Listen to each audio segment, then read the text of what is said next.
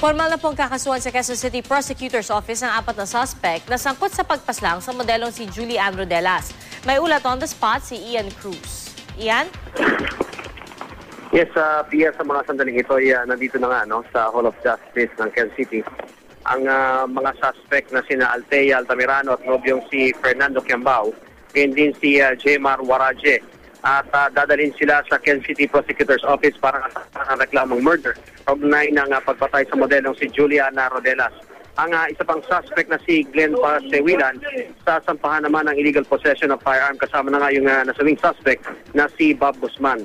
2 suspect pa na maharap din sa reklamong murder ang patuloy na pinaghahanap ng mga pulis. Kanina nga Pia sa flag raising ceremony sa QCPD ay binigyan naman ng commendation ng VACC ang QCPD dahil sa mabilis na pagresolba ng pagpatay kay Rodelas. 21 miyembro ng CIDU at 9 na miyembro ng Cubao Police Station ang binigyan naman ng commendation ng QCPD dahil din sa kanilang partisipasyon sa pagresolba nga sa pagpatay sa Rodelas case. Pia? Ian, wala bang mga lead yung pulisya tungkol dun sa 2 pang suspect na pinaghahanap? Pia, ang pagkakaalam natin ay may lead na sila at Pia, ang alam nga natin, Alright, babalikan na lang po natin si Ian Cruz. Pero maraming salamat sa iyo, Ian Cruz, para sa iyong ulat.